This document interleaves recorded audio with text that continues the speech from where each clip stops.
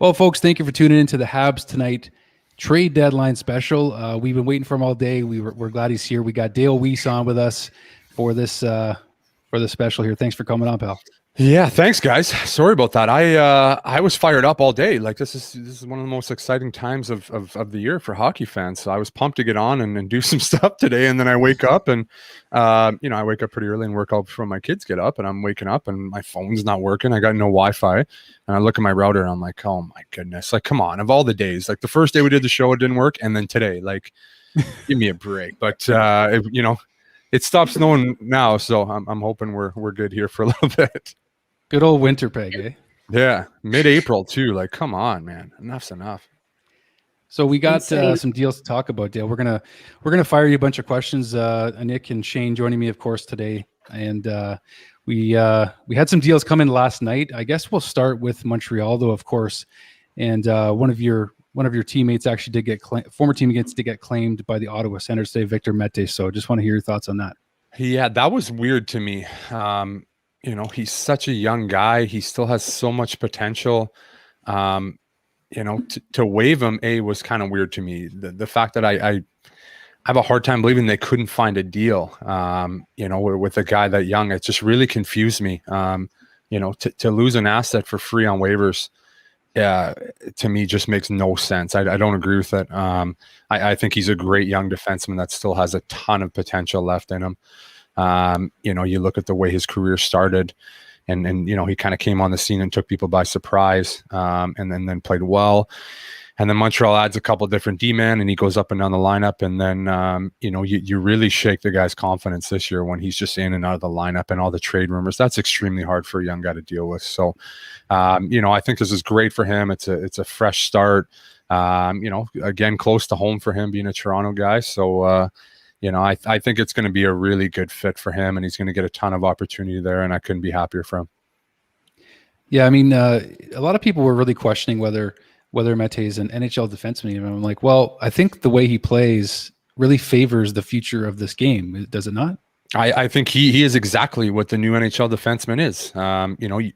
You're in good position, you have a good stick, and you're really passive defensively. This like pinning guys on the wall and these big physical defensemen, it's just not the game anymore. He's got great feet. He's got a really underrated stick from a guy that's played against him. I was always surprised in practice how good his stick was. He doesn't use the longest stick for a short guy, but it's always in good places. I think he defends really well for a small guy. So I agree with you, Deeksy. I think this is really going to be a great move for him. Sometimes when you're a young guy, I know from experience, you just need a fresh start. And this year has probably been really tough on him, and I'm excited for him. I mean, yeah, like he's going to an Ottawa team that has an exciting future too, right? Isn't that important? He's got a guy like Sherratt. I wanted to say Sherratt. I'm trying to think of Ottawa. Chabot, close, close enough. Thomas Chabot, one of the best young defensemen in the NHL. Brady Tkachuk. They got a great young core defensively, and even going forward with Stützle and things like that. So he's got a future there. It looks like to me. It's great. It's great. I couldn't agree with you more. All the guys they have, when you got a guy like Chabot to learn from, that's obviously going to help him. A good young guy that, might be a little more relatable to him than some of the older guys that were on Montreal.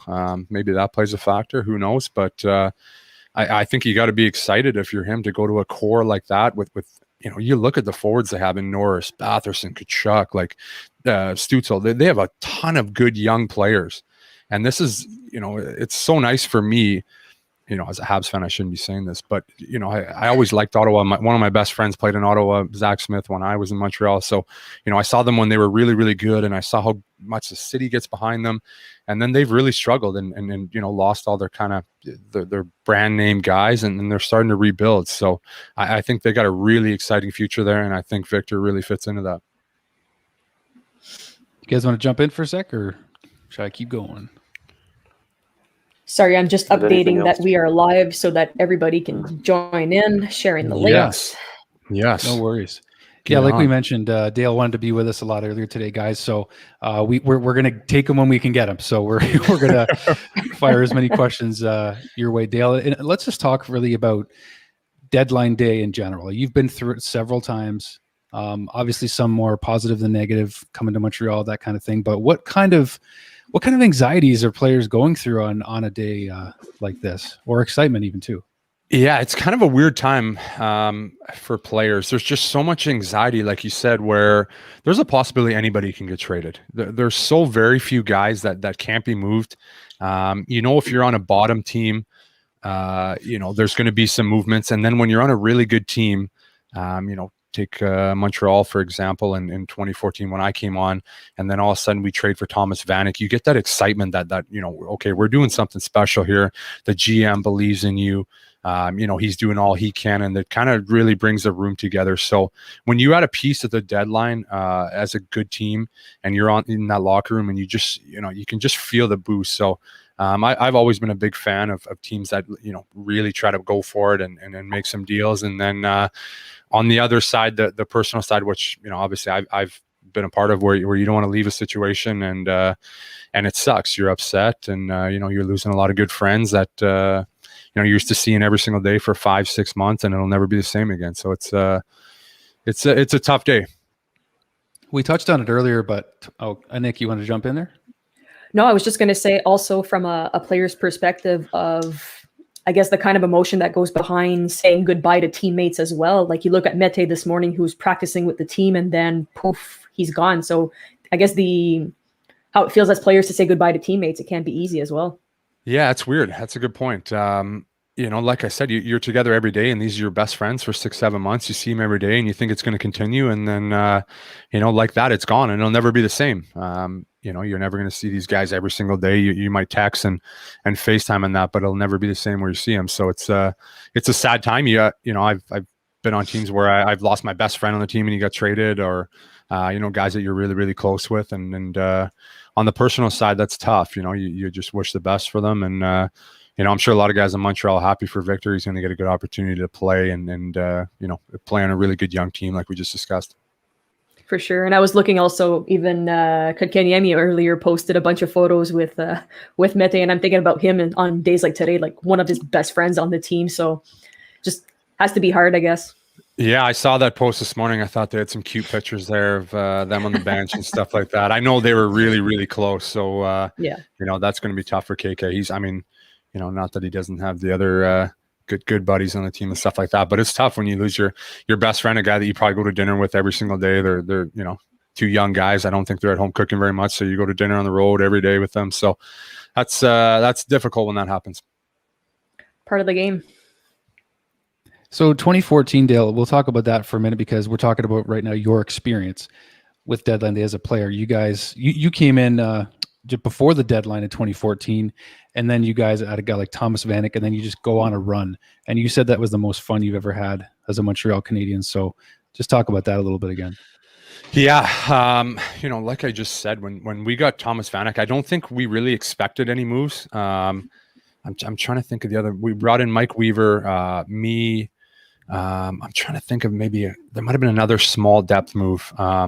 But I didn't think we were in for a big move like that. Thomas Vanek was probably the top guy on the market at that time. And, he came in and went on an absolute tear with Patch and Davey. I'm pretty sure, I want to say, I don't know his stats off by heart. I'm not a stat guy. I got to get on crushing cans, but he went on an absolute roll. That line was just incredible. And, he was great for Davey and Patch. And, it's just when you make a deal like that, it just changes the makeup of the team. Everyone gets excited. Everyone gets behind it. And, you just really look forward to the way things are going in the future.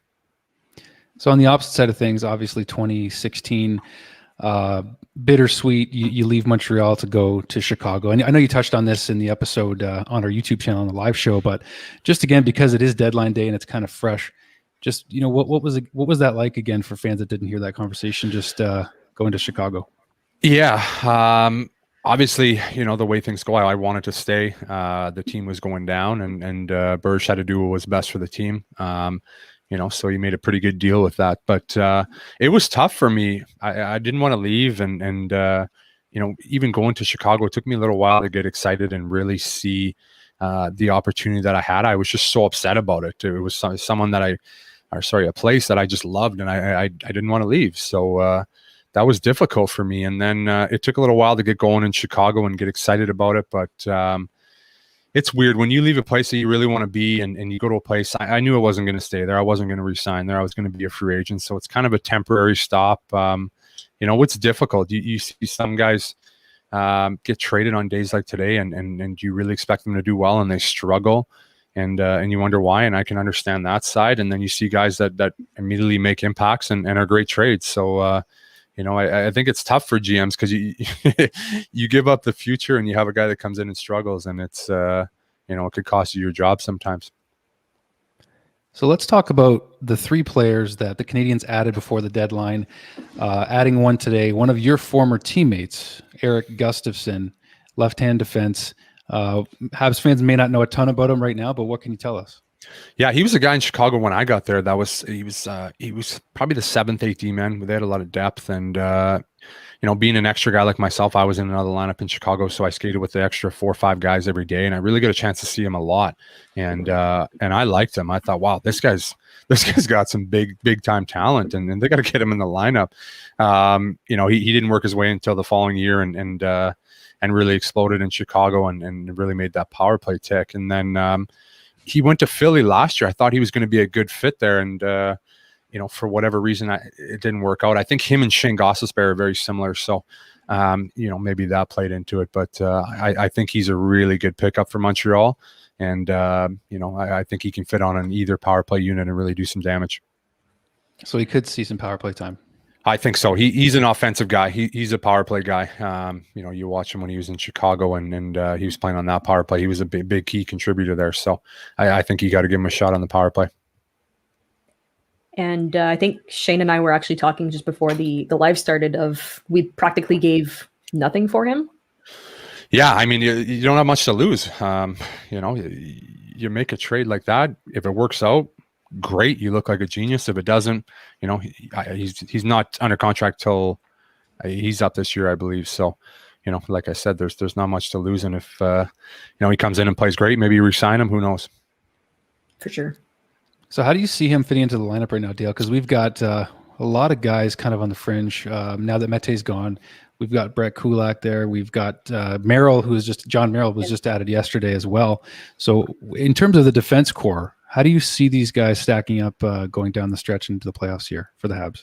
Yeah, I think it's a move Burge had to make. You got to get some depth. Benn's going to come back. I don't know what the timeline is on him, but when he comes back, hand injuries are really finicky. Look at Jonathan Drouin when he came back. I know he came back. He was playing for 2 months, and he was telling me, "Man, I still can't really stick handle. I still can't really do anything." So that's a really delicate thing. So, when I look at the D pairings, I don't want to say Petrie hasn't played as well when he switched away from Edmonton, but I think he was playing his best hockey that we've seen him play when he's playing with Joel. So I think that's a combination that we got to get back to. You look at Cooley as a lefty, Merrill's a lefty, I believe, and now Gustafsson. It's going to be interesting to see the combinations they put together. I think you got to get Merill and Gustafsson into the lineup and see what they can do and playing with some guys and see what works and see what doesn't. The way I look at it, I think, as long as Montreal absolutely doesn't tank the last bit of the season here, I think that they're a lock to make the playoffs. So, you got to find combinations that work right now. So it's good to play around with some things. You don't want to, take a step back. Oh, go ahead. It's hard on stream. We cut each other. No, that's okay. I wanted to make a point if we're talking about the defensive core as well here, and with everything that's been updated, we've got, the shortest person we have right now on the team in defense is 6 feet high.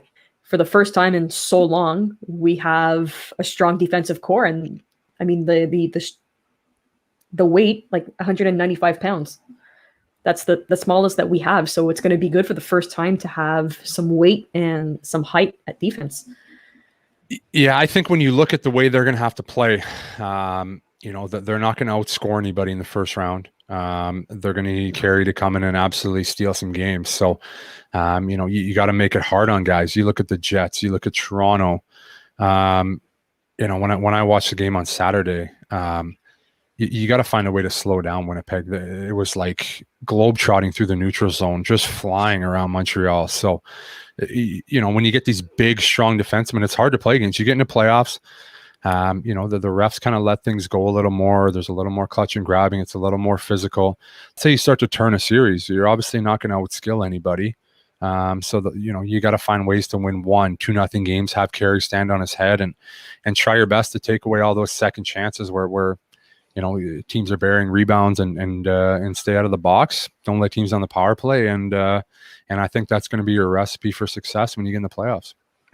This just broke here, Dale, but speaking of defensemen in Winnipeg, Jordie Benn just got sent to Winnipeg as we speak. So did you have I'm trying to think if you had a chance to play with Jordie before he left. Yep. Yes, when I came in and I played with him. I think that's a good addition for Winnipeg. I know they were kicking around a couple guys. I don't know if they're getting. I know one of my close friends was in the mix to maybe come to Winnipeg. I don't know if that's you know, there's still deals coming in, so I won't say anything. But they were he's a left-handed defenseman, then they were in the hunt for him. So maybe they filled that with Jordie Benn. I think that's a good pickup. He's a great locker room guy. Just a steady Eddie, big body, good playoff guy. I think that's a really good pickup for Winnipeg.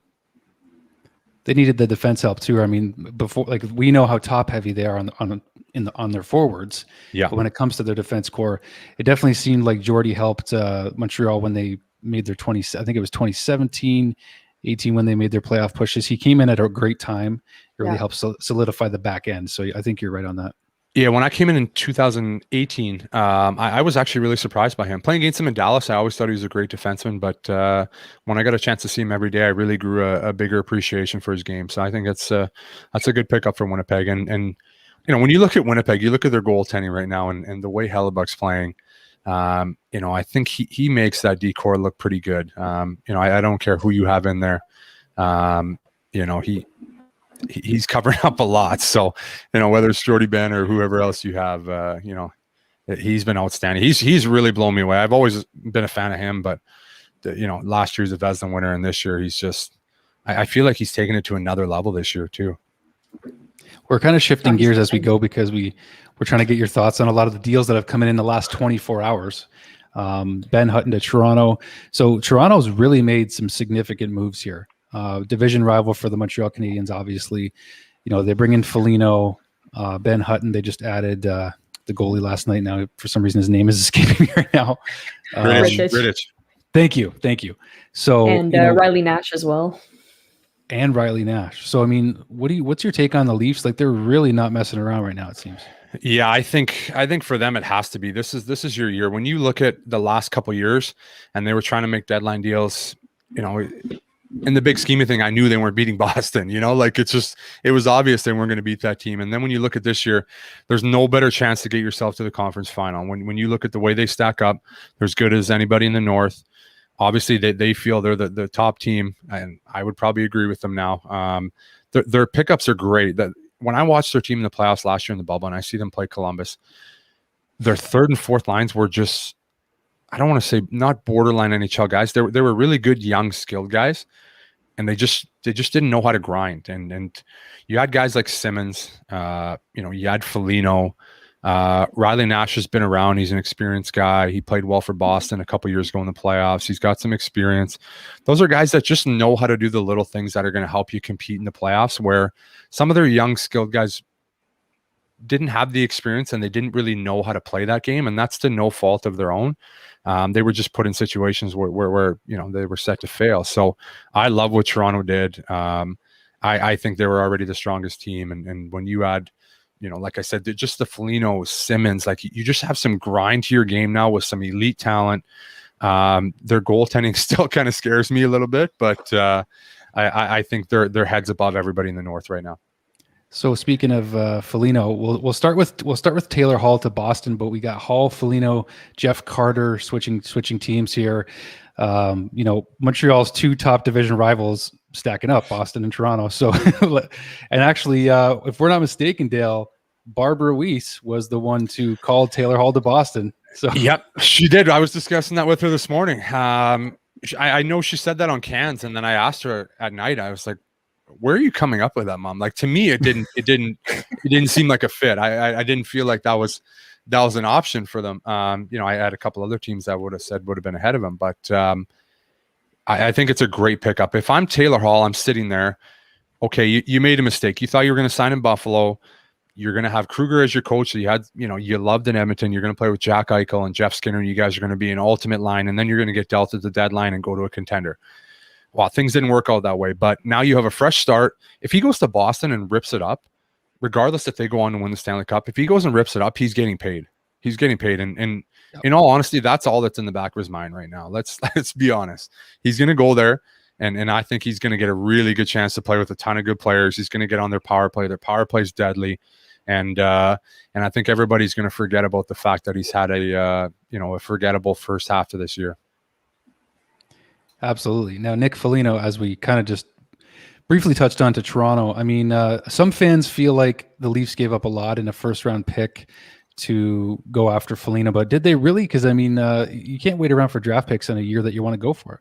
Yeah, when fans say that, I kind of laugh because, it's not like Toronto went into the deal, 2 days ago and said, okay, we're going to give you a first round and a fourth rounder. Columbus has obviously felt out the whole league.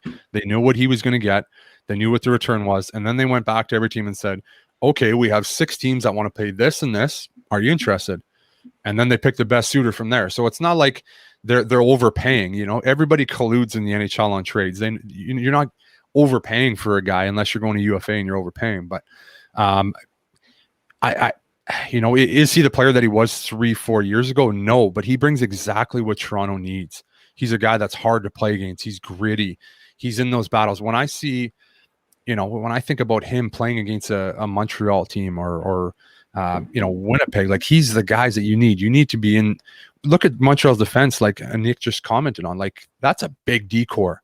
And not that their skill guys can't compete against those guys, but you got to wear them down yourself in a series. And I love the move. I hate it as a Habs fan, but I absolutely love it for Toronto. Like him and Simmons, it's just such a good move. They're finally, after all these years, realizing, we're not going to win we're not the Tampa Bay Lightning, and nobody is. And that's what I think they've realized the last couple of years. And then Jeff Carter, Dale. Yeah, that was interesting. I know Hextall was in LA a long time when they won there, and then obviously knows a lot about him. To me, it's kind of like you look at Corey Perry and Eric Stahl, like they're older guys. They're not as elite as they used to be, but they've been around so long. They bring so much experience. They just get things done. When I watch Corey Perry play, yeah, he doesn't have the speed that he had before, but he doesn't need it. He has so much experience. He's still got his great hands. He was a 50-goal scorer before. You don't lose those. And he just knows how to play the game. And that's, Jeff Carter to me. I think that's a good pickup for them. And then, when Nick mentioned in our chat yesterday that the pickup of Deloria, I think is great. He was a guy I really enjoyed playing with in Montreal. He's a great locker room guy. He keeps things loose. And he's really, to me, was almost out of the league in Montreal, goes to Anaheim and really reestablished himself. So I couldn't be happier for him too. I don't think he went through. Actually, we never heard a confirmation. It just went flat. No way. Because yeah. I saw you mentioned it, and then I saw a couple tweets about it too. Yeah, but it was in the talks, but never fully confirmed. So I don't know if it just felt flat or what it was. I like the deal. Maybe you should try to. He better. Maybe it's coming. Who knows? We got another breaking trade here too, guys. Anthony Mantha. Say that too. Anthony Mantha to Washington for Panik and Verana. Wow. Anthony Mantha, I didn't think he would move out of Detroit. So wow. Shoot, this is like fresh off the hop here, right from Pure LeBron. Did you play with Panik, Dale? Say it again. Sorry, did I play with Panik? Yes, I did. Yeah, in Chicago. He was again a guy that was kind of in the extras with me in Chicago, and I thought this guy's incredible. Like, why is he not playing? And then the next year he played with Taves and had 60 points, and his career's taken off from there. So a really good skilled guy. He's got a ton of skill. He's a big body. He just kind of forgets his work ethic at home sometimes, which I think has kind of been the downfall for him. But he's had a tremendous career. He's got a ton of skill. And that is just a really interesting trade to me. Yeah. There's actually more. There's more to it. So they haven't released the rest of the pieces, but I guess there's going to be more in this deal. Wow. Here. So again, is like, wow, like he is a hell of a player. I thought it'd be hard to get him out of Detroit, but it looks like they're going to get a good little haul for him. So they went ahead and pulled it off. Yeah. So Panik, Verena, and more. So there's still more to this deal than we currently know. Okay, that's interesting. That's a heck of a deal. I mean, Verena's a great player too. Verena's a great player, and you get Panik, who, I think he's, what is he, 30 maybe, 29, 30? He's right around there. So he's still got some years left. I think Detroit's just trying to get some serviceable players in there, and I don't think anybody wants to sign there as a free agent. They've been so bad for the last couple of years. I think you got to try to rebuild your team with some serviceable NHL guys through the trade deadline and making deals in the offseason, because that has been it's been a tough spot the last couple of years. Steve Yzerman has 30 to confirm. 30, okay. Yeah. But Steve UI, it seems like he's got his work cut out for him, but he seems like the kind of guy that can take a team from scratch and do what he can to rebuild it. Right. I think he had a big hand on a lot of plays in Tampa. So. And I think that's it for the moment. It's 3:30, which we still have deals coming in off the hop here. So obviously some teams are still not done yet. We've been told from some sources from a Nick, I believe, that the Habs are done for the day from what we've heard. Is that right, Nick?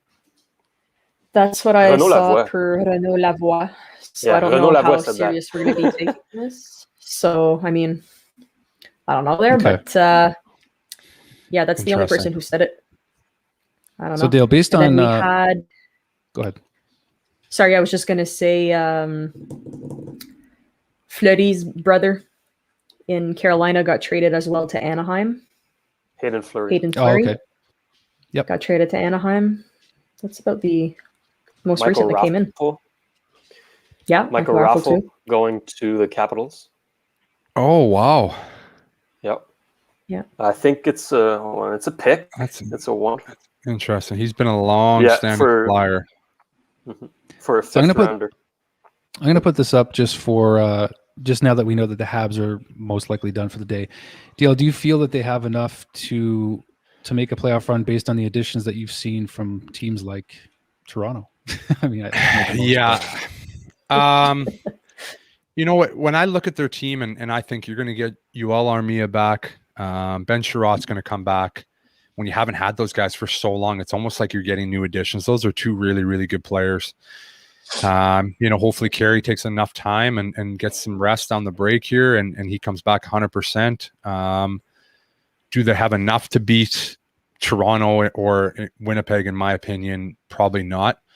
But when I saw Carey Price play in the bubble last summer, when he comes back and plays like that, anything can happen. When you get in a playoff series, it's so easy for momentum to swing. Obviously they're huge underdogs, but I don't know. Stranger things have happened. Still too early for Cole Caufield, Dale? Still too early. Still too early. When I was pumped when I saw that. I watched the highlights, and it's just no disrespect, Deeks, but like I said, it's all good. You can be straight with me, man. The American League is such a far cry from the NHL, and even more so this year with the talent level.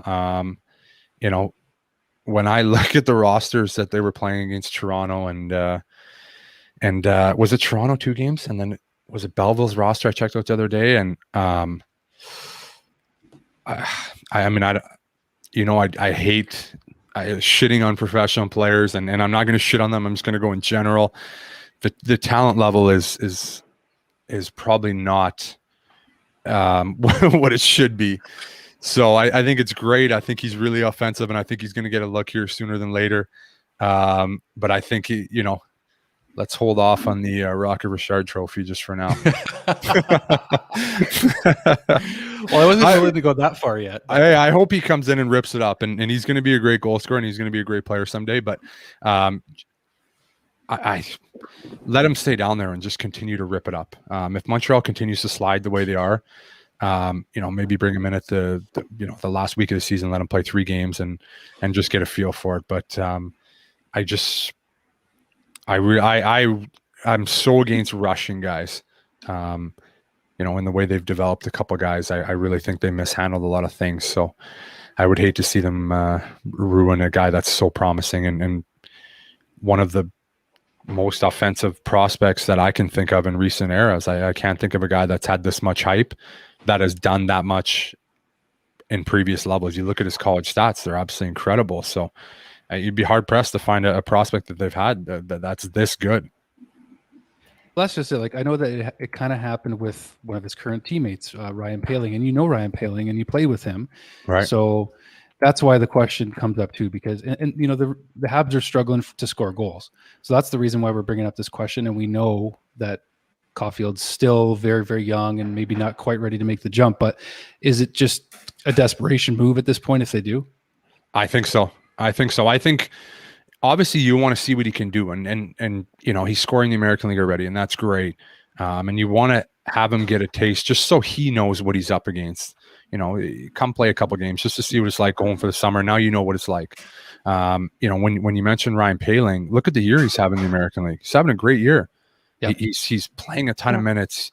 You know, I haven't watched any games, but I mean, I'm just looking at his numbers. You can see obviously he's doing things offensively that he wasn't doing last year, and I fault the way they handled him last year. Like I said, I mentioned on a couple earlier episodes we did on the live Wednesdays. You know, like he wasn't playing well in the American League, and then you called him up for a month. He sat on the bench, and then you sent him down. Still wasn't playing well for a couple weeks. Then you brought him up again. How does a guy get in a rhythm and play well? You're crippling guys like that. So I just really hope they handle him the right way. Everybody's excited about him, and Caufield, and rightfully so. So I really hope they go about it the right way. So with Poehling, then, if that's the case, do you think he's still got a future with the Canadians the way he's been growing this season? Yeah, absolutely. You know, I talked to Jordan Wheel quite a bit. We were very, very close, you know, playing in Philly and in Montreal together, obviously. And, you know, he tells me he's playing great. So I think it's so good for him to just go down there and continue to play instead of him sitting on the taxi squad all year and not playing. That would have made no sense. So, you know, I would like to see him get a chance here. You know, he's dominating down there. He's played that well. I would like to give him a couple games, 1 or 2 games. Even if he plays great, send him back down. You know, reward the kid for doing well when he's playing well and he's earned it. I think that's the best way to go about it. I wanted to also ask, you've been saying if you keep Cole and Ryan in the juniors, the Bouchard effect that he has on the young kids. I wanted to, I guess, get your take on the experience that you had in Al as well. Is it true, the hype of Bouchard, the way he acts with kids? How is it? Yeah, if I was a GM, I wouldn't want Joel Bouchard around any of my prospects ever. From my experience, what I've seen, I wouldn't want that guy around any of my prospects. You know, for lack of a better term, to me, I just, you know, his style as a 30-year-old playing in the American League that's been in the NHL for a long time, it's fine. You know, I can kind of laugh about some of the things that he does and I can brush it off, but a 21-year-old kid that hasn't been through the ringer very much is probably not the best situation for him. Has some very interesting tactics. The way he does things is not something I would want around my prospects. Wow. I'm gonna put this question up because I know that a lot of people are really harping on Jonathan Drouin lately. So I really would love your take, Dale, because you know we know how talented Joe is. So why don't we just this question obviously being, does he need to sit? Yeah, that's an interesting point. I think when you have a guy like Drouin, if I'm in that situation, I don't sit him in the stands. You know, every person is kind of different. You have to kind of, you know, as a coach or a GM who's making those decisions, you kind of got to know their personality of the player. And I don't think sitting him in the stands, just knowing him personally would do him any benefit. You know, there's certain types of people that I think you sit in the stands and you piss them off and they come back motivated. And that's exactly what they need, where, you know, there's some people that you kind of got to coddle a little bit and you got to help them out and build them up. And I think that's probably more of Drouin's style. So I don't think sitting him would do him any favors at this point. I think it's difficult. You look at the way he played in the bubble, and you know, in the Pittsburgh series, I thought he was pretty good.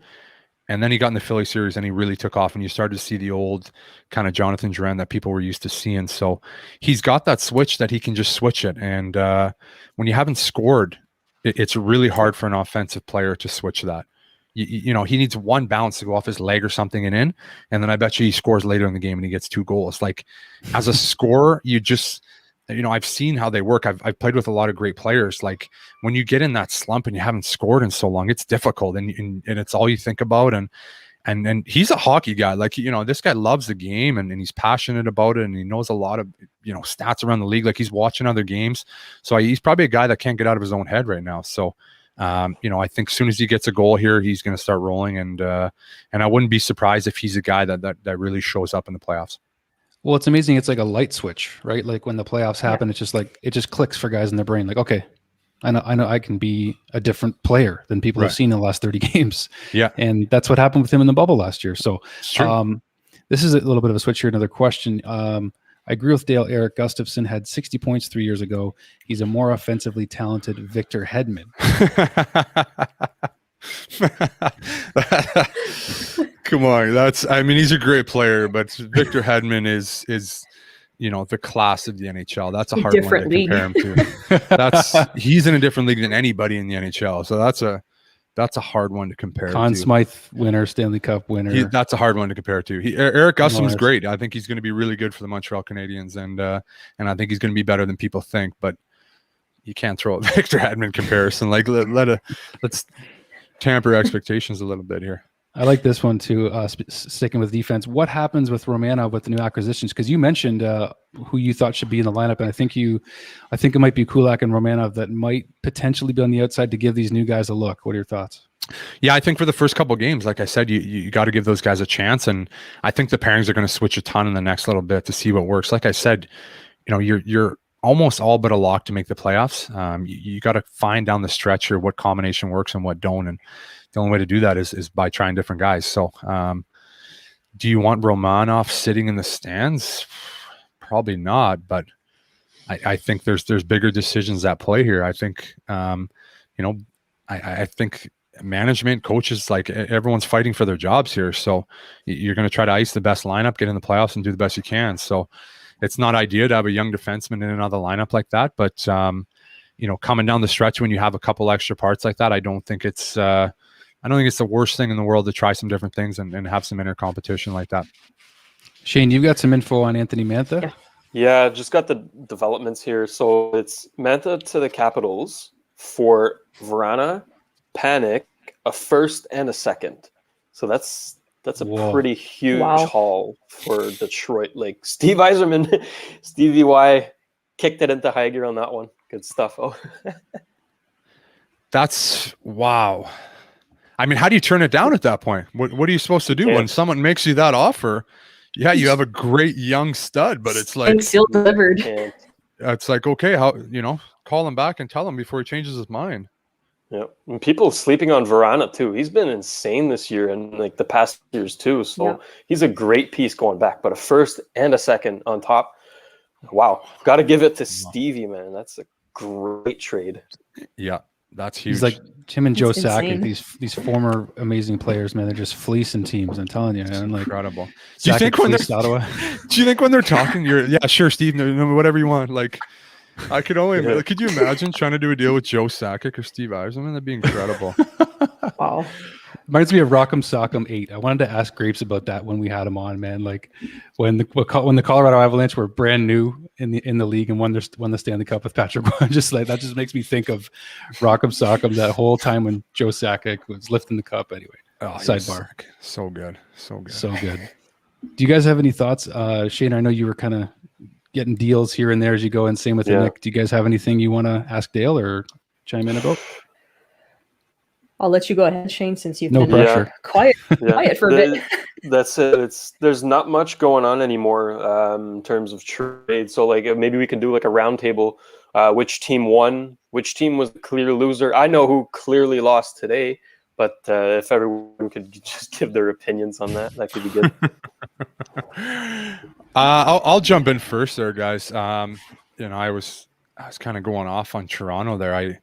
I just really like the moves, and I hate jumping on Toronto's bandwagon. Believe me, it's painful. But when I look at their roster and I see that things play out, like, you know, Campbell's played really, really well. If he can stay healthy, and Anderson, that's two pretty good goalies as long as they're healthy. And their roster is incredible to me. Like, they have so much offense. Their defense is good. They got some grind in their game.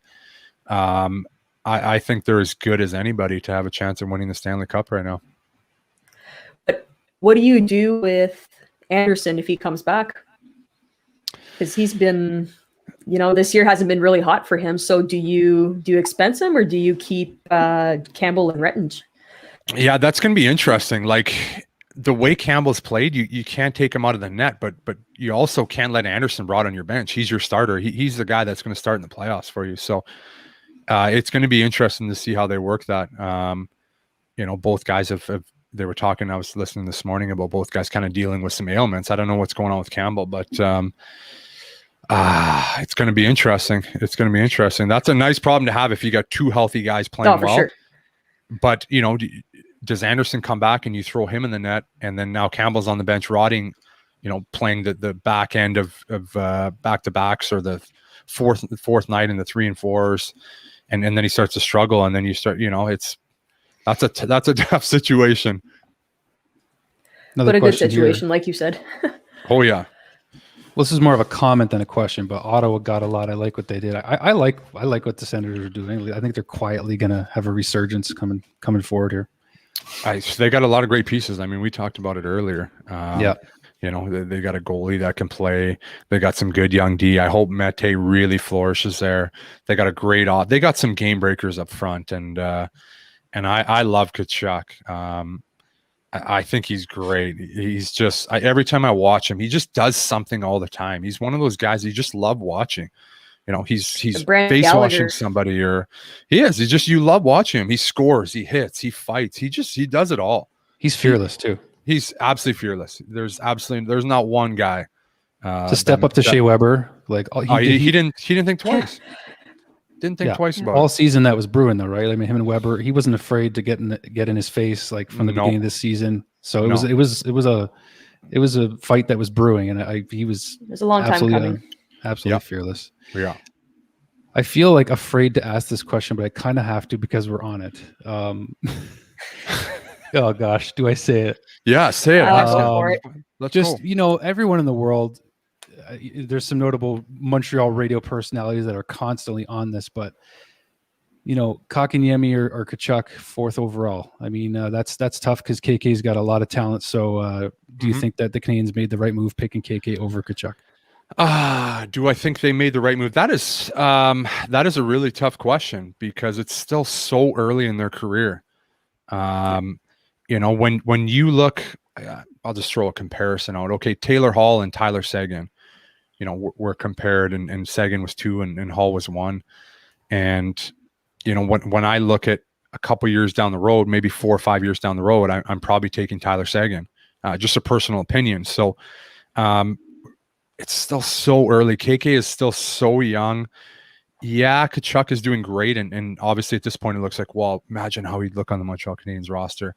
But I don't think you can look at that early. I truly believe in KK. I think he's a tremendous player. Like I said 100 times, he shoots the puck as good as anybody I've ever seen. He's so young. He's going to be a big body. It's just a really hard one to answer because I want to see KK in about 3-4 years with 2 really elite wingers, and then I can see what his real potential is. Yeah. I think we were both putting that one up at the same time. I'll let you do it.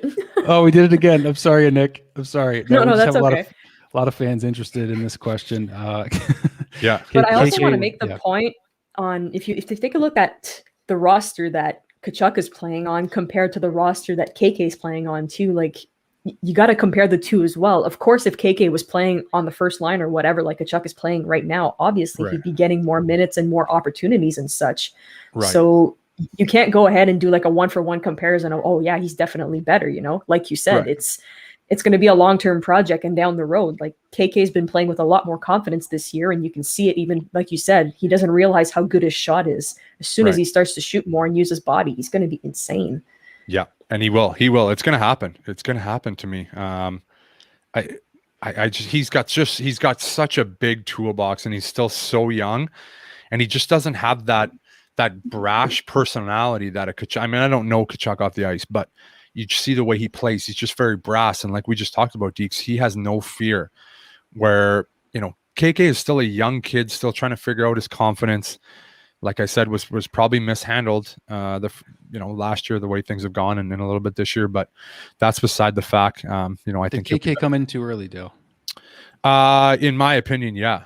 I didn't follow that draft. I'm not watching all the prospects around, but when the whole hockey world kind of sees that was a little bit of a jump where Montreal took him, and then he comes in and plays right away, I think, you got to consider what happened.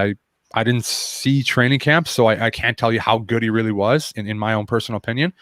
But I just, it's so hard for a true 18-year-old to come into the NHL and play. And that's like where my reserve comes with Caufield is you would hate to just, kids are just really fragile at that age, and the league is hard enough, and you get put in a situation in Montreal where there's so much pressure as a young guy, and social media today, if you're struggling, it's all you're going to see.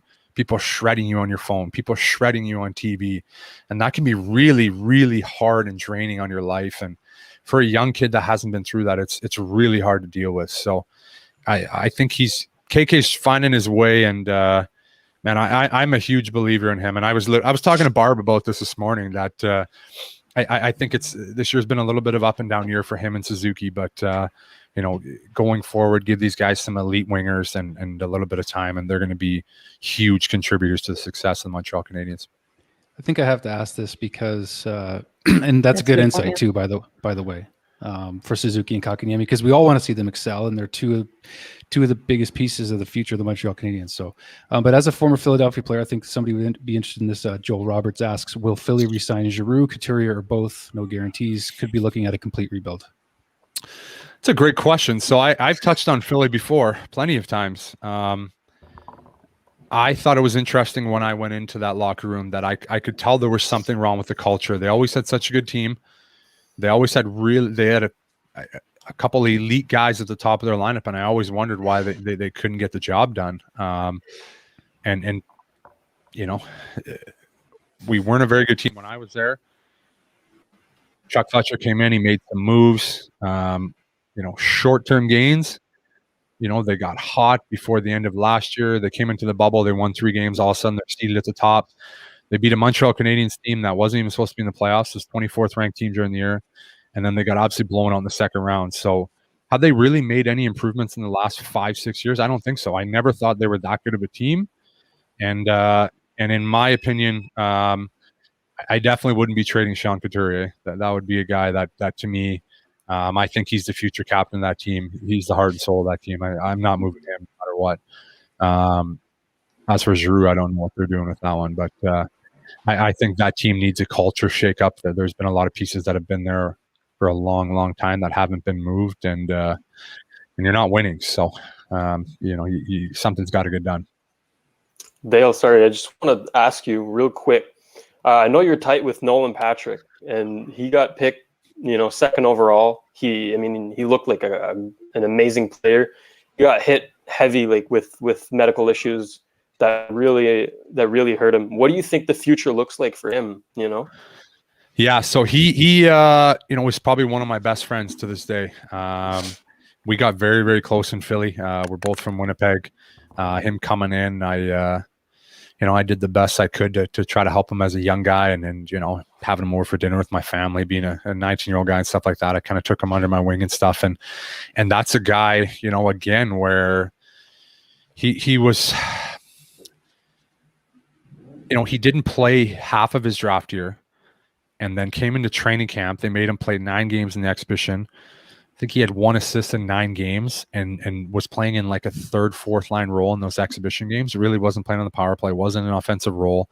They were putting him in the role that he was probably going to play during the year to see if he could do it. And, was he lights out in training camp? He'd be the first guy to tell you that he wasn't. And I remember the struggles mentally he was going through just in training camps. Like, we're discussing, he's like, fuck, I want to make the team so bad. I want to play in the NHL. I don't want to go back to junior. I can't score. I don't have no points. This is just in the exhibition in a month of time. And, he makes the team, starts playing on the third line, has some injury issues, doesn't have the best first year. And he's had some serious concussion issues where much like our guest on Wednesday, Daniel Carcillo, has been, the past 2 years flying around all over North America, seeing the best doctors to try to get things straightened out. And, I'm just so happy to see him back on the ice. What he went through last year to miss the whole year, I don't wish that upon anybody, especially a young kid with so much pressure. And think about Nico Hischier was drafted first overall and has been tremendous for New Jersey. Signed a 7-year, $49 million deal. Now think of another 20-year-old kid looking at that and comparing yourself to that nonstop. That's tough for anybody. So, I've watched him this year, and I thought he's made some progress. But again, missing a year, he didn't play half of his 18-year-old year, and then he played 19 and a little bit of 20. Like, the kid just hasn't played a lot of hockey in the last 3-4 years to develop and get better. Those are such key years in your development, and he hasn't really had the chance. But again, I'm a big fan of guys that really push through adversity, and as he continues to stay with it, this is really going to help him, in the long run. But I don't know what the future really holds for him. Is he a guy they move out of Philly? Do they keep him there? Maybe a fresh start's best for a guy like that. You go somewhere new. He's tired of answering questions every single day about, well, how you feeling? So I wish the best for him. Sorry, I went on a long spiel here. I absolutely love this kid. I feel like he's like my fifth child. So I just love the kid. I wish the best for him so much. Yeah. So we got Brandon Legacy is going to take over for me momentarily. He's kind of waiting in the wings here, but we got one question here from Quinn that you kind of touched on it a bit earlier, Dale, but what is it like to be traded, and how do you cope with leaving friends behind but keeping a solid mindset? Oh, good question, Quinn. Being traded is tough. When you get traded for the first time in your professional career, it's kind of it's a shock. It's like, if you're in a position where you don't want to leave, it's like your girlfriend breaking up with you really unexpectedly. That's probably the best comparison I can give you. Things are great. You went on a great date the day before. You're like, man, this girl's awesome. I love her. Things are good. And then, you wake up the next day and you get a text and it's over. And it's like, what the heck just happened? And then, it's just really tough to deal with that. It's tough when you get it first time. And then, as you get traded a couple more times, it kind of gets easier. You kind of, you can see the writing on the wall, or you expect it to happen, or, your agent catches a leak and he's like, yeah, you're probably going to be dealt or something. So, when you expect it, it's a little easier. But, I touched on it earlier. It's tough because you make such close friends with guys, and these are your best friends, and you see them every single day. And then boom, you're traded and you're off to the airport and you're getting on a plane, and they'll never be the same. You'll text and you'll call and maybe you'll see this guy in the summer or something, or you'll travel here, but it'll never be the same, and you'll never spend that much time together. All right, I'm going to let Brandon jump on in a second here. Just wanted to mention that we'd have this at the bottom, but don't forget to subscribe to Habs Tonight, guys. Dale has a guest on every single Wednesday for Weise Wednesdays, his live show that he does every single week. Dale, I don't know if you want to mention who's going to be coming on next. Yeah, I'll jump in quickly. One of my best friends, he's one of my groomsmen. His name's Devin Didiomidi. We spent 3 years together in Hartford. One of my best friends to this day. We talk weekly. He's a guy that I truly admire. We came up together in the ranks. This was a guy that was fighting 30 times a year in the American Hockey League. Took on anybody, everybody, every night. And, just a really good guest to follow up with Carcillo. He's a guy that's dealt with concussions, dealt with, post-concussion issues. He's traveled around Europe. He's played in a couple different leagues. He's just got just a really interesting guy, a friend that I truly love. And, it'll be some good banter, and we'll tell some good stories about our time in Hartford and working our way up towards the NHL. All right. Well, I'm going to bring in Brandon in, but just before I do, again, as we've seen at the bottom here, don't forget to subscribe, guys. We got tons and tons of shows. Brandon is the co-host of Crushing Cans with Dale's brother, Derek Weise. They just had another great episode this past Saturday. So I'm going to bring on Brandon now and get him into the stream, and I'm going to step aside and let you guys take over. It's been a privilege chatting with all of you as usual. We're a tight-knit group here at Habs Tonight, so it's been a privilege. And trade deadline day 2021, we'll see what happens with the Habs going forward, but a lot of interesting moves around the NHL that we've talked about today so far. So thank you, guys. I'm going to sign off and leave it to you. Thanks, DC. Cheers. What's going on, everybody? Hey, bud. How are you? Good. I was flying down the highway with YouTube going just so I could catch up a bit, but yeah, no worries. How was the day? Good. Busy at work, I'll tell you that. But I had you guys on in the background. I won't lie. Beautiful. That's good, though. So you know where Hopefully we're at. we made your day go by faster, hopefully. Yeah, it flew by, really. It's good. Jeez. Crazy.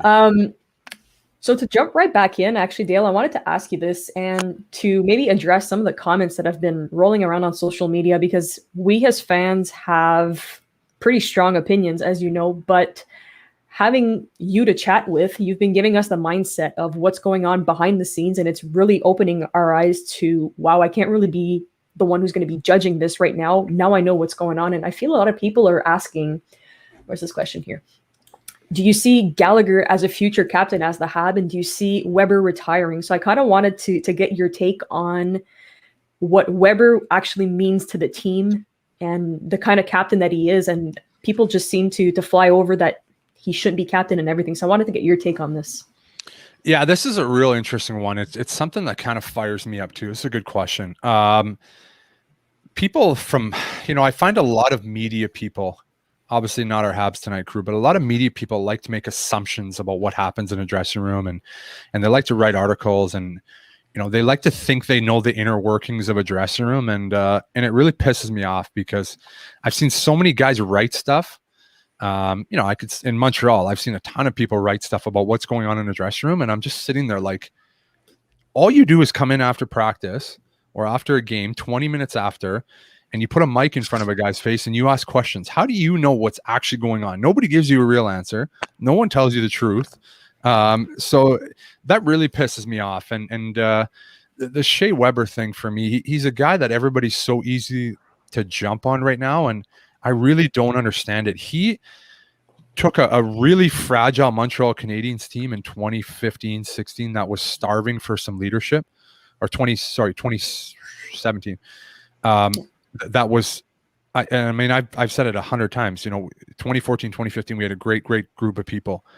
And then everybody kind of got moved from that team that was, in my opinion, big parts of the locker room.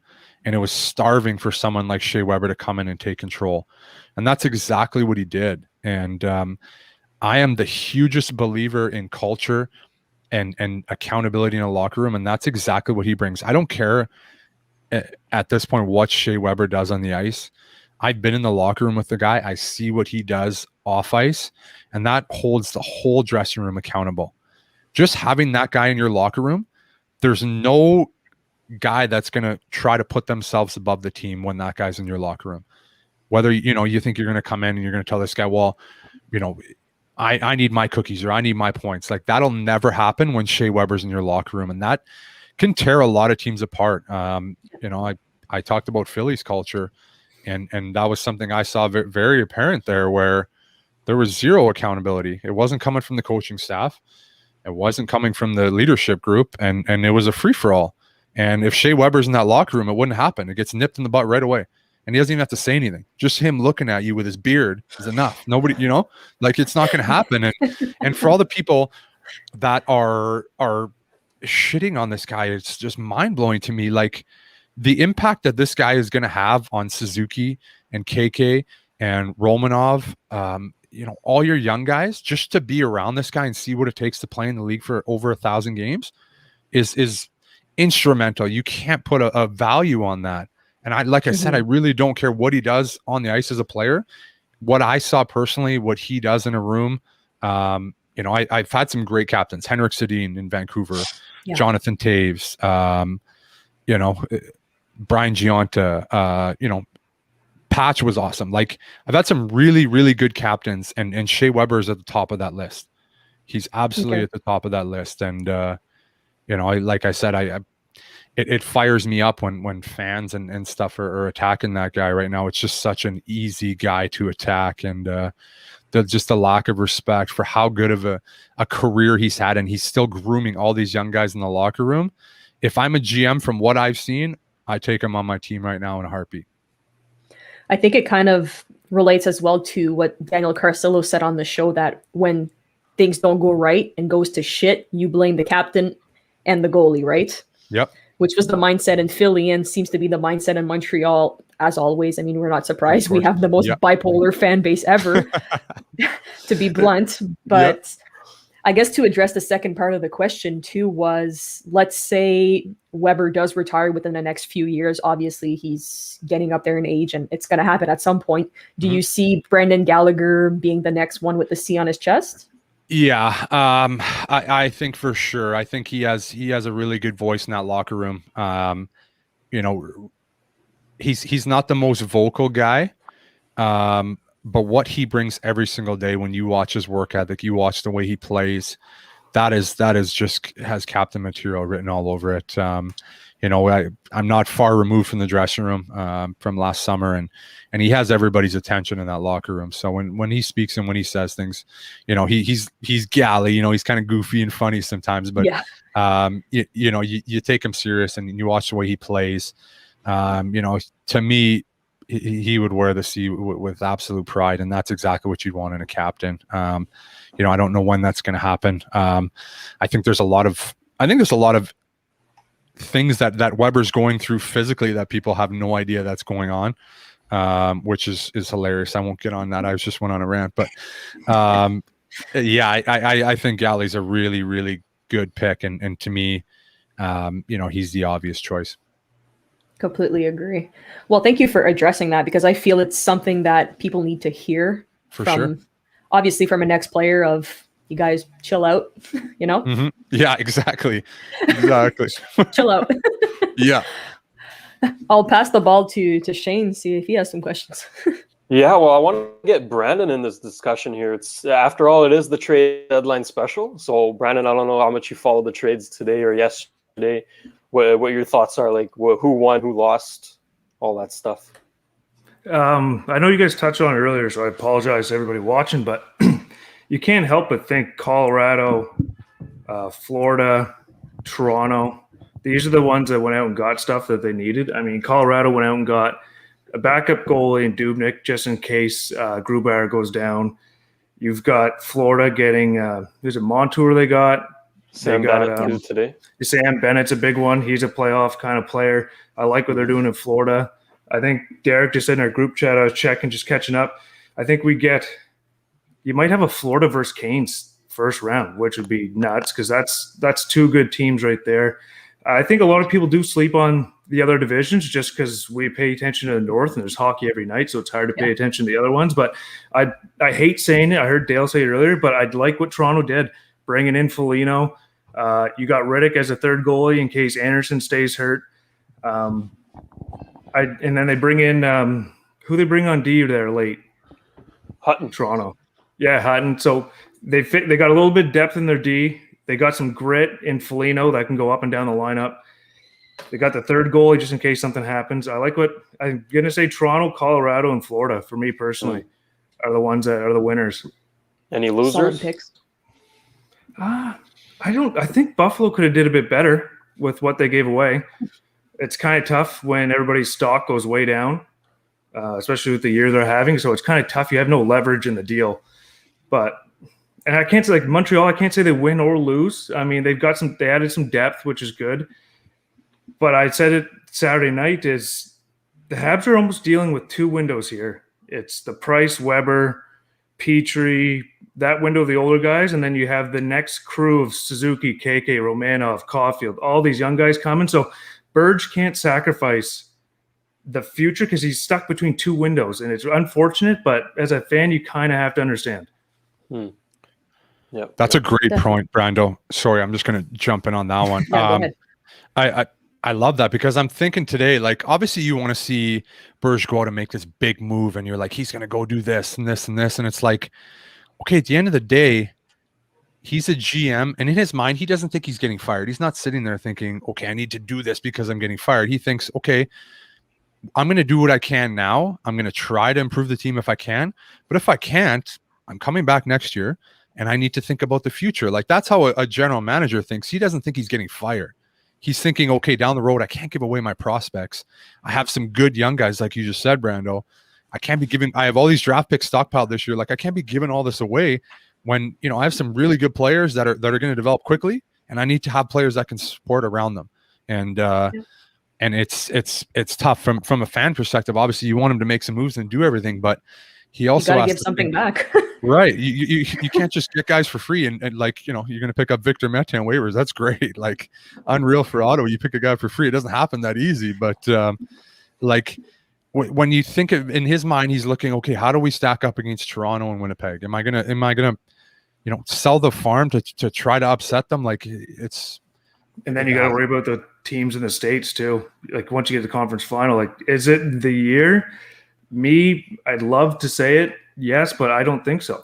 And you can't just sell the farm for a hope and a prayer. Mm-hmm. No, you're right. But I just saw this one in chat. I'm sorry if you guys talked about it. Is Capital sign Anthony Mantha. That's a big forward here.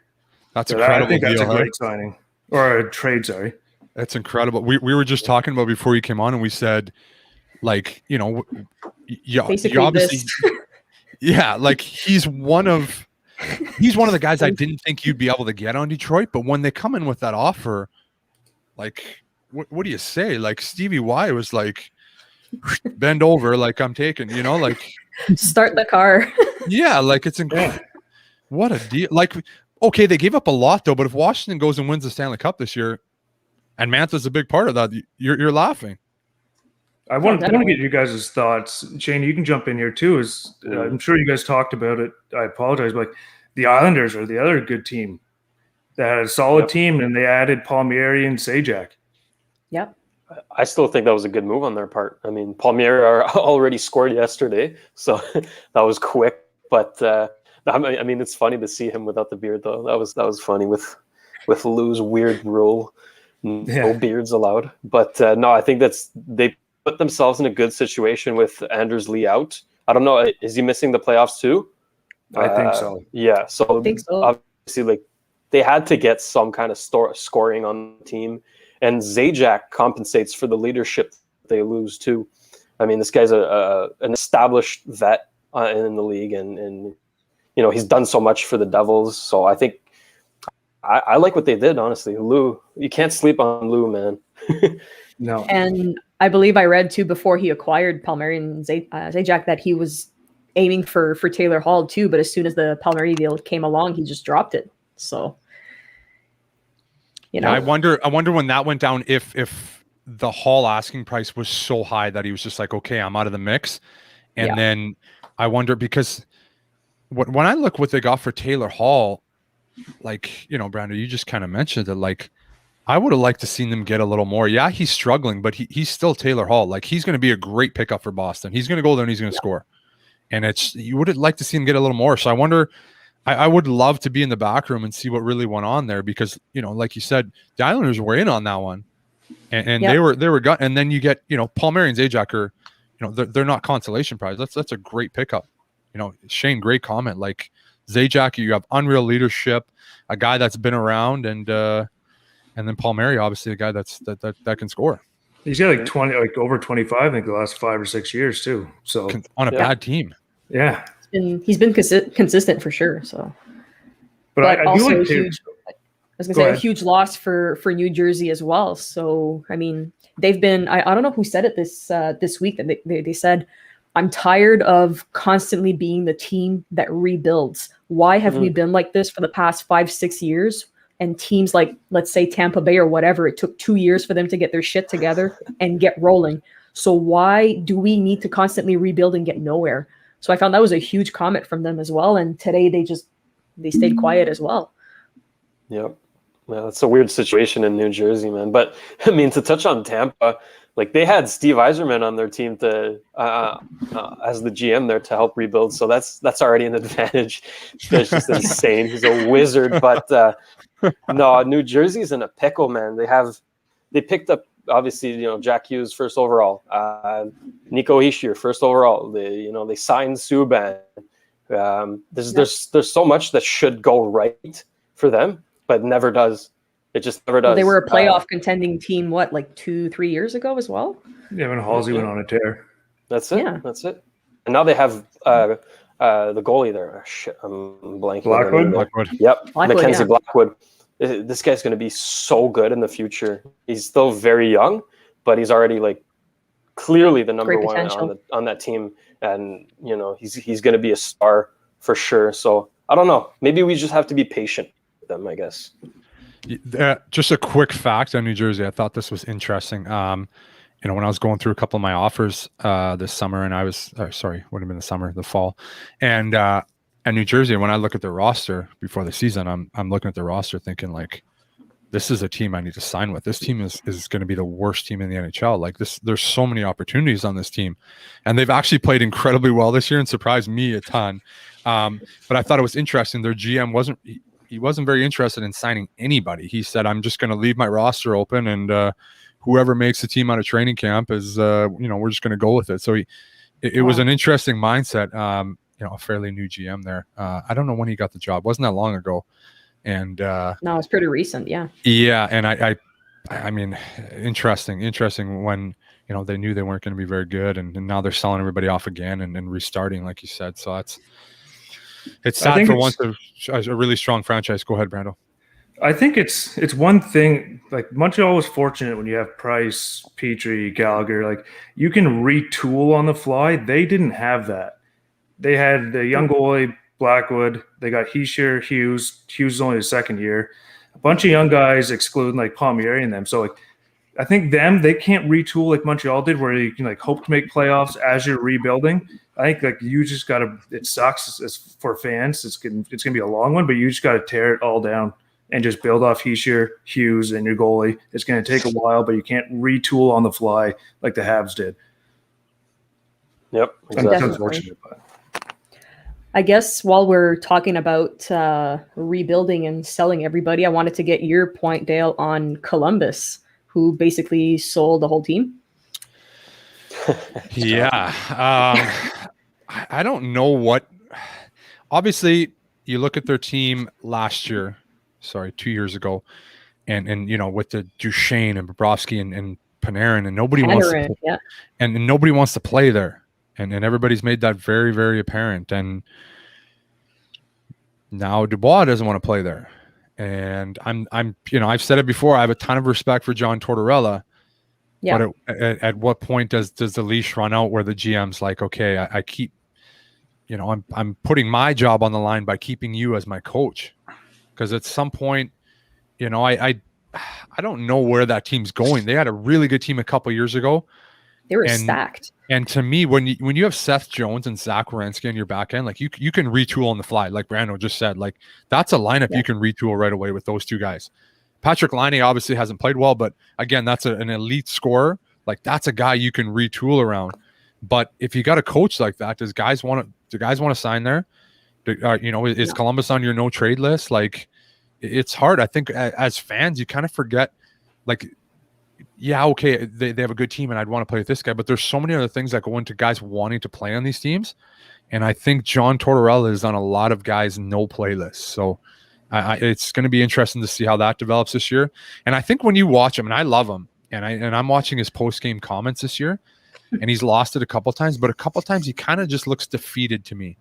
When you watch his body language, right? He just looks defeated, and he doesn't have that same oomph. And I think when you've done that for so long, and I'm totally grasping at straws here, I just feel like the fire's kind of ran out for him, and he's kind of tired of going through the ringer with it and being asked the same questions for that long. Are you the problem, John? And I just wonder, because I don't know what you guys think, but he looks defeated to me. Yeah, he doesn't look like the same old John for sure. I was going to say, you can still respect a guy and he can still be a great coach, but every coach loses a room after a while. Yep. And then that's not a knock against John Tortorella, but sometimes when the same voice is at you for 4 or 5 years and you're just like, you know what, man, I don't want to play for you anymore. Yep, 100%. And Claude Julien is perfect because it's just, you can just feel it when a guy keeps talking and you just look like nobody's paying attention. Whatever he says, you know, as soon as he leaves the room, everybody's looking at each other like, did he really just say that? And, you know, so I saw it in Philly too with Dave Haxtell and you know, the fans are chanting, fire the coach. And it's like, you know, everyone's waiting. You're sitting there in the room, you're waiting. You're like, okay, is the GM going to fire this guy? Like, we're waiting. And then the GM ended up getting fired there, which was interesting. But, you know, you can just feel it. And I think Columbus, you know, I don't ever want to see a guy lose his job, but if I think that's the way you move forward there and try to retool, because you have some really good pieces and you could retool on the fly pretty quick. And I heard Columbus is a great place to live. If you like golfing, they got great golf courses and everything. I don't know. So. You trying to sell it there or what? I don't know. Maybe I'm trying to sell guys. I'd love to see them do well and you know, help my boy Domi out there. You also take a look at Werenski and Jenner that are injured as well for a long period of time. So they've lost Nash.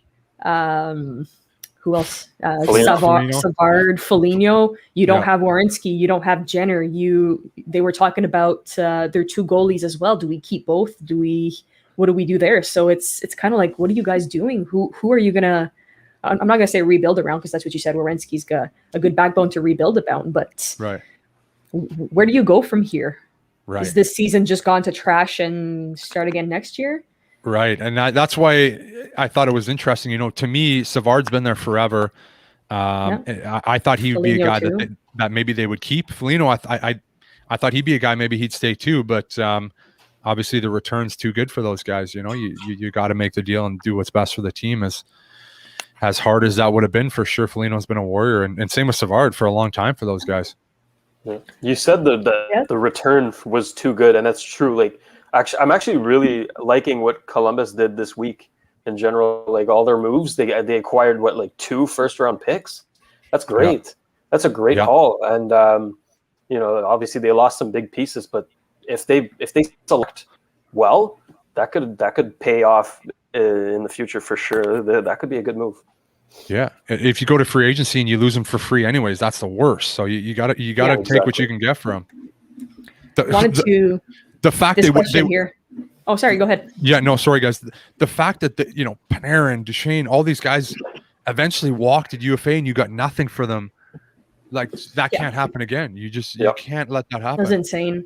Yeah, sorry. Is it common that young players don't want to make a career in certain places in the NHL? Yeah, Antoine, good question. I think it's even more so nowadays than when I was a young guy coming into the league, where you kind of just played where you want. Guys are choosing where they want to be now at a young age, and that's very apparent as a young guy. If you don't like where you're at, your agent calls the GM, says, "Hey, my guy wants out," and you got to make a deal. We saw at the start of the year, Line and Dubois. Exactly. And Dubois, they're so good, and at that point, you hold all the cards. Trade me or nothing. I'll just float around and until you trade me, it doesn't matter. And they kind of hold all the cards. So that happens a ton now. Can I ask you a question, Dale, about players? I'm sure you saw the clip in Columbus when Dubois had that shift where he literally glided. Yeah. Like, does that piss off the players? Or are they like, man, he wants out? Or is it like, if we know you want out, just give us a solid effort here and you'll get out? Like, as a player sitting on the bench, are you rattled at that? Apologize, guys. Sorry, technical difficulties. I heard the question there, but I know. Yeah, it pisses you off as a teammate. Like, to me, if I'm watching that on the bench and he comes to the bench, I'm probably screaming at this guy when he comes off. I'd be like, just fucking go to the room then if that's where you're going to play, man. Like, there's such a more professional way you can go about it, where play your ass off. You're going to get your trade. You asked for it. It's coming. Don't worry. And when guys handle it that way, that really pisses you off as a teammate, because if you don't want to be here, then don't even put the jersey on and come out there. Don't even come out and play. And if you are going to come out, then you better fucking give us your all, because and then I watched the shift and I laughed about it. You could just tell he's kind of just going through the motions and stuff like that. But as a teammate, to me, it just really, really would piss me off. And when it gets to that point, that's when you, as a GM and a coach, you have to make the trade immediately, because that's just toxic. Yeah. And it's unfortunate because they've dealt with it a lot there the last couple of years.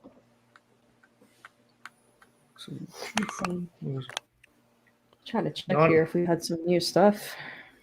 I think it's pretty much done, eh? There's nothing else coming in. Yeah, Mantha was the last one. The only news that came out is this one here, which is not hockey related. Julian Edelman gets cut from Patriots. Yeah, Wow. he failed his physical designation test. He's going to resign in Tampa. Watch. Matt, Oh god. Do you guys get your thoughts nothing. on tonight's game already? Talked a little bit. Oh, did you? Okay. I mean, we don't really know what to expect. The lines are all shifted, and is it Allen in net again tonight, or did we get Yeah. confirmation? Or okay. Do we know who's in net for Toronto? Is it Campbell? Campbell's getting the start again. Shit. Going for like 13 in a row. Shit.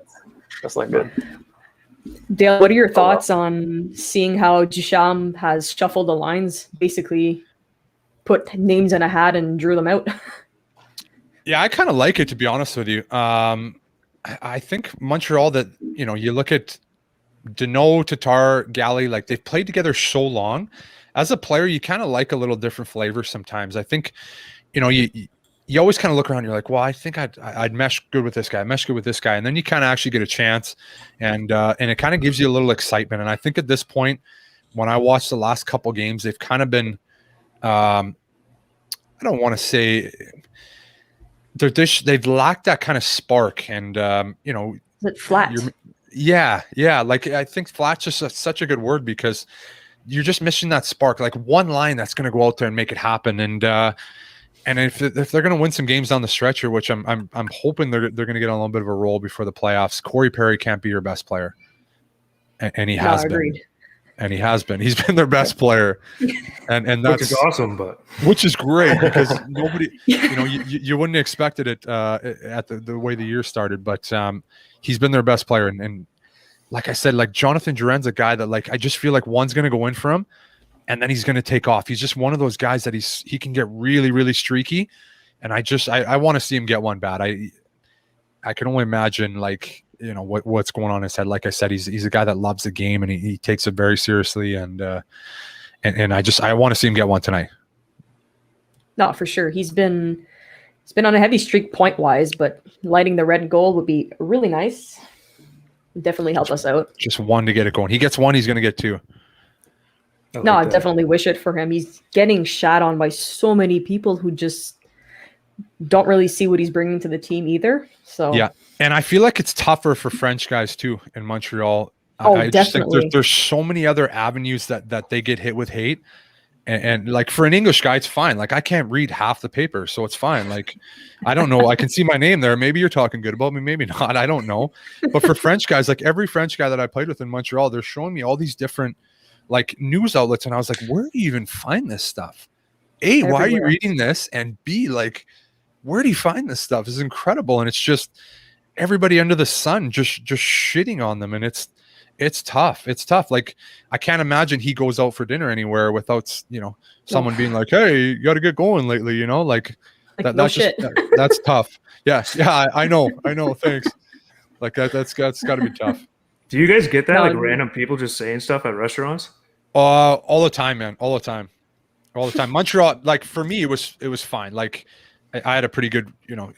You were a fan god base. in Montreal. I had a pretty good fan base in Montreal. I couldn't do no wrong there, man, after the playoffs. So people, I was always surprised that people even like knew who I was in Montreal. Like, you know, just nothing but love. That's why man, I've said it 300 times how much I loved Montreal. Like I never had not one bad interaction with a fan in Montreal.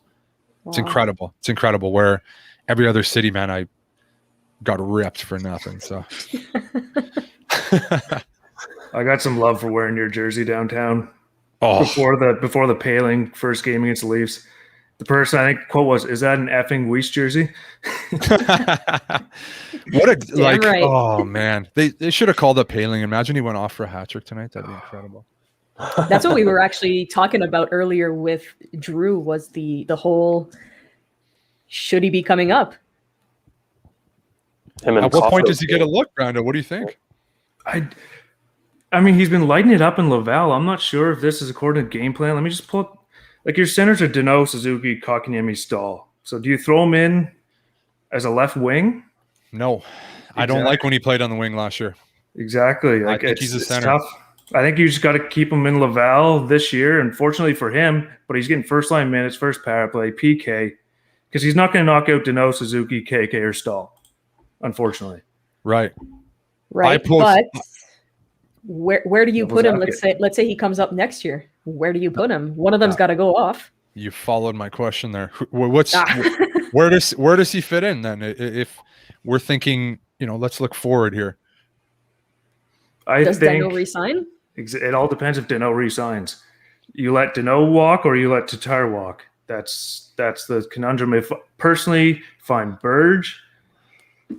Do you let them both walk?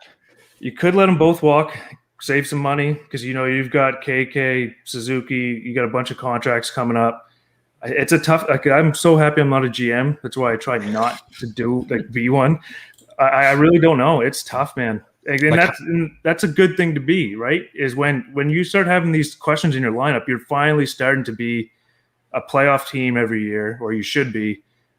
I just want to get your thoughts. What do you guys think? Yeah, how much are you paying those guys? Like that's what it comes down at the end of the day. Like, I think Tatar is fetching more of a return on the open market than I'm willing to give him in Montreal. There's plenty of teams that would pay him top dollar and gladly do it. And I think Phil Danault has a good reputation around the league as a really, really elite defensive center. So to me, that fetches a lot of. There's a ton of teams that would line up to sign him. And what did you think of Danault not accepting the contract that he was offered at the beginning of the year? Should he have taken it? Yeah, so that's funny when I heard that. I don't know the truth behind it. Like, that's an interesting thing, because how does that get out? Like, how does to me, I just find that really interesting, because I think every day of the week he signs that deal if that was really offered. In all honesty, I know Phil. I know how much he loves Montreal. To me, to turn down that money, it made no sense. He just doesn't strike me as the type of guy that wants to go and be a UFA and hit a home run and really, really bank in. And I think that deal to me is very, very fair. Generous. It's after the year he's having right now. Obviously, you look at that and you're like, "Oh, I wish he signed." And this is actually funny, because when I was in Philly, Wayne Simmons was offered something very, very similar to that, and he turned it down. Team struggled. He ran through some injuries and ended up signing a 1-year deal for $5 million with Jersey the next year. So, and then followed that up by signing with Toronto for 1 year, $1 million this year. So, you leave as a player. You got to get your worth, but you can't leave that kind of money on the table. So to me, I just don't believe that contract was actually offered, because I just can't see him turning that down. And I think if he gets there, that's the kind of money he's fetching on an open market. Maybe a little less after the year he's having. Maybe he finishes strong. I don't know. And I think Tuna, I think you're looking at maybe a shorter term deal, and I think someone's ponying 4.5 for him every day of the week. So. Are you willing to pay those guys that kind of money?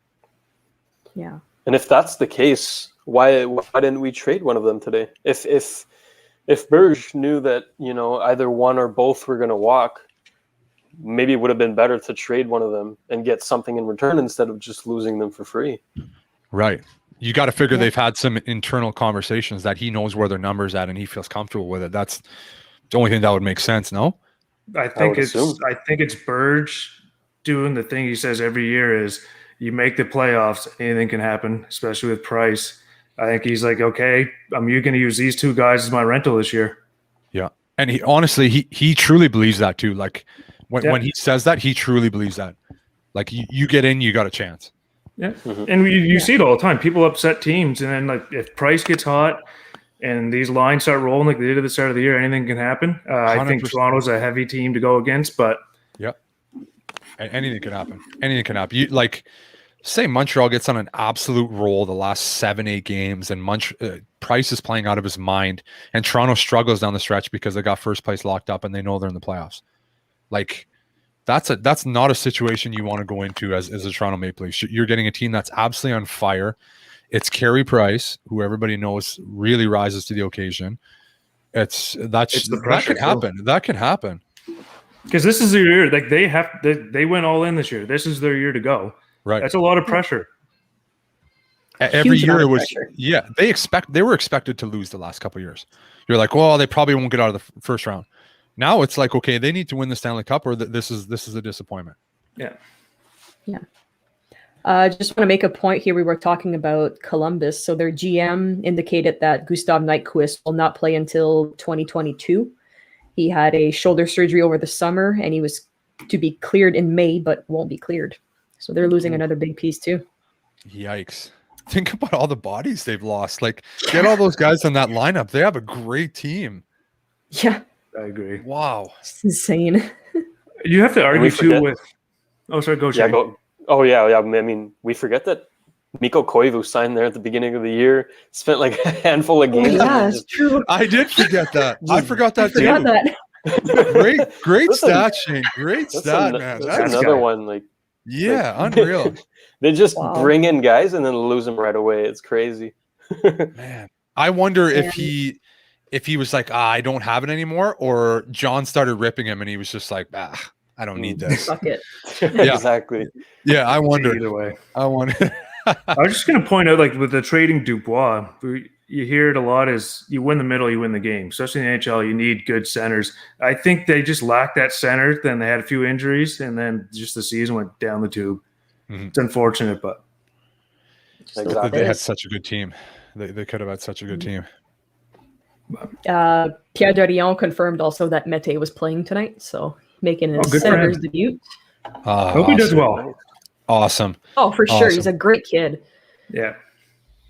I was saying, Brando, earlier, like I think it's going to be so good for him. This is the best thing that could happen to him. Like after everything that he's gone through this year, I think your relationship is just soured at that point. The way they've treated him as such a young kid, saying, the rumors and in and out of the line, like just the way they treat it. This will be so good for him. Fresh start, come in, play, no pressure. Team's not making the playoffs. I think it's going to be great for him. I know Are he's not you- a. Oh, sorry. No, go ahead. I was gonna say, like, I know he's not a top pairing D man, and that's not an insult to him. It's tough to be a top pairing D man, but he did that for 2 years with Weber, and then all of a sudden, he's not good enough. Which I don't think. I think he's gonna thrive under a different organization. I'm not saying a top pairing D man, but the league's changing to that speed, fast puck moving thing, and Mete is one of those players. So I like it for him. I hope he does really well. Yeah, for Yep. sure. Definitely.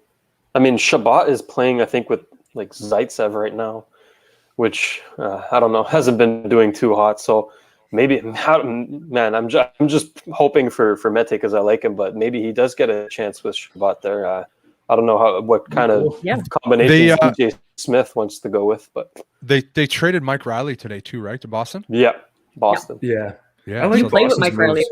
Yeah. He was a guy to me. I thought when I came in, it was like me, Delorier, him, and Pekka, and it was awesome. We became pretty good friends. We were like the extras that weren't playing, so we had a ton of fun together. And he was a guy I was like, man, this guy needs to go somewhere else and get an opportunity, and he's going to play well. And I thought he's played good in Ottawa, and what an opportunity to go to Boston because that team looks pretty for good. sure. And I think He's in a contending spot right now. So Boston has as good a chance as anybody for sure. are you able to comment on any of the rumors that were circling around Mete? Like, did he actually ask for a trade? Like, do you happen to know? Can you comment on it or? I would say I don't think he was very happy with the way he was handled. When you look at the way, like Brando just said, he was on the top pairing, and think about his first year, all the hype and what people were saying about this guy. And now magically 2-3 years later, he's like fallen off the map. Like to me, it's all confidence. He's such a young kid. And I think when he saw the writing on the wall, the way he was being treated and the way they were, Romanov came in, played really well. And you know, a guy like Kulak, who's been solid for them the last couple of years, is getting more playing time ahead of him as a young guy that should be the future of the team. I think he kind of saw the writing on the wall and realized he needed a better opportunity. And, you know, to get it on waivers, I said it earlier, Brand, it was just crazy to me because I have no idea how you couldn't have found a deal for this guy. He's on a 1-year deal. He's young. He's a good defenseman. He skates great, and he's making next to nothing. So, like, how you couldn't Perfect pickup. Yeah, it's incredible to me.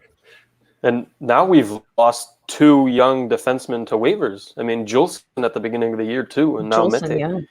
Those are 2 guys that could have, in my opinion, brought in some assets in return, but then you just lose them for free. That's you played with Jolson in Laval, right? Yeah, he with his eye. Yeah, he had some issues, and you could see it. Like he never really looked comfortable. So I haven't followed him this year. I don't know how he's playing, but he's only played 4 games. Yeah, I hope he's healthy because it was really scary the way he was telling me that he has one eye, like he couldn't process things on the ice. It was like everything was in fast forward on one eye, but then his other eye was good. Obviously, that's a scary situation. So, but like you said, Shane, a former first-round pick had to have some kind of stock in the league. You had to get a pick for it, but you know, who knows? Who knows? Yeah, like you said. Well. What do we think, guys? I don't know. I think we kind of went over today. Yeah, you guys trades are over. For a half hour here or so. But. I think we covered all the big ones. I'm trying to think if there's anything else out there that we haven't discussed. We had a few did you guys talk about John Merill? Is his name? A little bit, not in great detail. Yeah. Okay. Just asking. See. Grasp my straws here. Just puck moving defenseman. Yeah, he's going to be top 4. Good to have. And no, we mentioned that like weight wise, he's adding some weight and some grit to the team for sure. So, and as Dale said, like especially when it comes to tougher games, especially in the playoffs, he's going to come in very handy. So, could be a good ad for sure. That mullet he has though. Yeah. Holy crap. I hope he still has the mullet. Definitely. All right, so is that it for the deadline talks? I think we did a heck of a job, team. Everybody be sure to subscribe. Yes, for sure. And then Wednesday's show? Yes, this Wednesday, I touched on it earlier. I will be having a good friend of mine for anyone that missed it, Devin Didiomidi, a guy I played 3 years with in the American League. He had over 30 fights every year, I believe. He's got some wild stories. He's a guy that I mean, he's a groomsman in my wedding. He's one of my best friends. I love the guy, and we'll have some good behind the scenes stories, and he'll give you just another great insight along with Carcillo on concussions and fighting and just the real struggles of you know, trying to make it to the NHL. And he's got two boys now, and I'm really interested to ask him the question that I love asking guys. You know, being through what you've been through, you know, would you want your sons to follow your footsteps? So I'm looking forward to hearing the answer to that. Awesome. Did you guys record O'Toole League today, or obviously? No, that's the thing that I was going to mention next is we didn't really have time today since we were covering basically you guys everything else. Yeah, we double shift today. No, Shane and I will actually be recording Autour de la Ligue tomorrow, and we might have a guest on, a fan on. I'm not sure. We need to confirm, but otherwise we'll be doing basically like a French recap of everything we did today, obviously in a shorter version, but we got a lot to discuss this week. Right on. I do like that French show. I understand like 70% of it, so I am enjoying it. There you go. Right on. I can't come on because I can't speak it well enough, but I do watch it. I encourage our French just fans sit there to and watch nod. as well. Yeah. Just sit there and nod. Oh, awesome. Thanks, guys. That was great. Yes, thanks everybody for chatting along, hanging out. Thanks for you guys for doing all the work today. It's awesome. So, anything else? Do we have a post game tonight? Not don't sure know. if we confirmed if we had a post game. So I guess stay tuned and We'll let Game everybody time. know if we do. we'll see if we can rattle some people together since it's been a crazy Team's day, but running hopefully thin, we yeah. will. Yeah. All right. Well, have a good night, everybody. Thank you for tuning in, and don't forget to tune in on Wednesday. Yeah, we see Wednesday, 8 p.m. Absolutely. Eastern. See you guys. See ya. See ya.